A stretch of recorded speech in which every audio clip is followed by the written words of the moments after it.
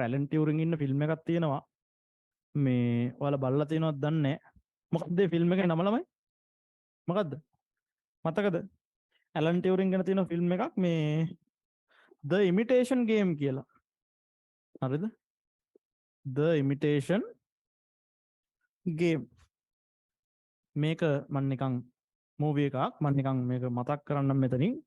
ඒ movie එකේ තියෙන්නේ ළමයි මේ හිට්ලර් කියලා කෙනෙක් ඉන්නවනේ. හිට්ලර් කෙනෙක් කෙනා මොකද කරේ පොර? අර තමන්ගේ හමුදා යොදවලා වෙනත් රටවල් ආක්‍රමණය කරන්න හරිද? එයා මේ ප්ලෑන් කරපු එක්කෙනෙක්. අපි හිතමු මම ඒක අර මම ඒක හොඳ නරකද ජජ්මන්ට්ස් එහෙම නැහැ. හරිද? නියුට්‍රලි මම දන්න කතාව. හරිද? ඉමිටේෂන් ගේම් කියන ෆිල්ම් එක ඩවුන්ලෝඩ් කරගෙන බලන්න. ෆිල්ම් එකේ තියෙනවා හරිද? කවුද එයා මේ ඇලන් ටියුරින් කියන පුද්ගලයා ඉන්නකො මේ කවුද හිට්ලර් තමන්ගේ හමුදාවන් වලට ළමයි හැමදාම පණිවිඩ යවවලු.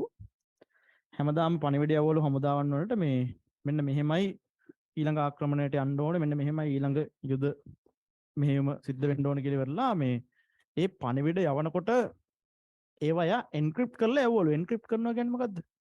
ඒ කියන්නේ නිකන් ඔයාට රවා ගන්න ඕනේ හෙලෝ කියලා නම් මේ පණිවිඩේ තුන්වෙනි පාර්ශවයක් අතට හම්බ වුණොත් එහෙම එයා දැනගන්නවානේ මට හෙලෝ කියලා යව ගන්න යුමනාව තිබිලා තියෙන්නේ කියලා. ඒක නිසා සරලව කිව්වොත් මම මේකේ හැම අකුරක්ම ඉස්සරහට දාලා H අකුර වෙනුවට I අකුර, E අකුර වෙනුවට F අකුර, L වෙනුවට M, O වෙනුවට P. මෙන්න මෙහෙම මේ මෙච්චර සරල ඒවා යවන්නේ නැහැ. හරිද? right? මේක යවපුවා මේත් තේරෙනවානේ අර මගුල තමයි යවලා තියෙන්නේ කියලා. එක අකුරක් පිටිපස්සට දාපු ගමන් ටක් ගාලා වැඩේ තේරෙනවානේ. හරිද? right. සරලව කිව්වොත් එහෙම නෑ ස්පොයිල් කරන්නේ නෑ. හරි?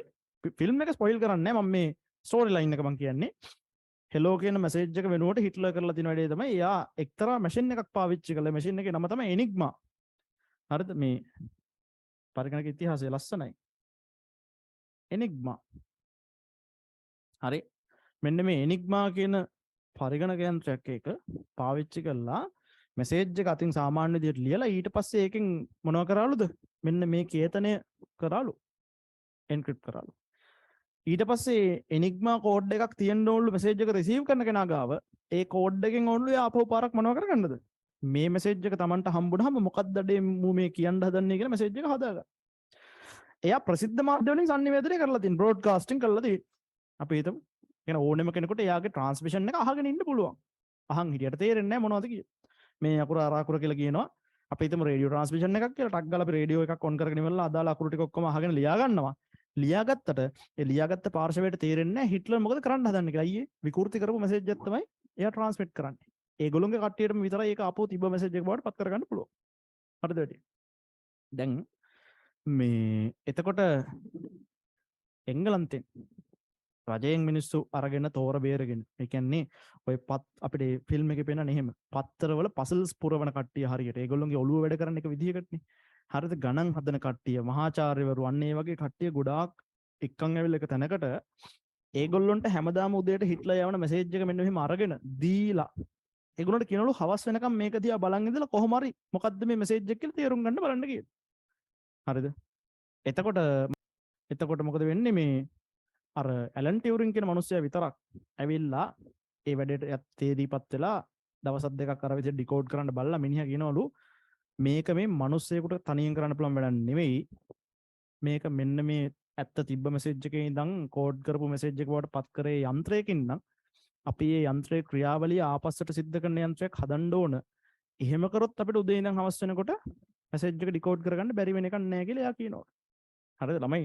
ෆිල්ම් එකේ හැටියට අද යවන දැන් මේක අද එක අකුරක් ඉස්සරහට දාලා කෝඩින් කරේ ඊළඟ දවසේ එක අකුරක් පිටිපස්සට දාලා කොයි කියන්නේ ඊයේ මැසේජ් එක අද හවස් වෙනකොට ඩිකෝඩ් කරගන්න බැරුණොත් වැඩක් නැහැ. හෙට තියෙන අලුත් කෝඩ් එක. අනිත් එක දැන් මෙතෙන්ට ගිහිල්ලා අර පැත්තෙන් ගහපිය ගියපුවා මේක ගැහුවට පස්සේ වැඩක් නැහැ ඩිකෝඩ් කරගන්න. වැඩේ වෙලා ඉවරයි. හරිද? එයා දෙන සංඥාන පිළිපැදුනාට පස්සේ වැඩක් නැහැ. අපි යුද්ධ දිනන්න නම් මොකද වෙන්න ඕන? කලින් දැනගන්න ඕනේ මූ කොහෙටද ගහන්න එන්නේ වරෙන්. හරිද? වරෙන් ගහන්න කියලා වෙරලා රැකලා ඉන්න පුළුවන් එතකොට දෙන්න ෂොට් එක. හරි? අන්නේ එතකොට මොකද වෙන්නේ මේ අර ඇලන් ටියුරින් කියන කෙනා කියනවලු මේ මොකද්ද අපි මේකට වෙන යන්ත්‍රයක් හදමු කියලා. ඒ යන්ත්‍රය හදන්න try කරන කතාව තමයි මේ The Imitation Game එකේ තියෙන. සරලව මම නිකන් පොඩි බෑග්ග්‍රවුන්ඩ් එකක් කිව්වේ කිසිම දෙයක් ස්පොයිල් උනේ නැහැ. කතාව බලන්න ලස්සට.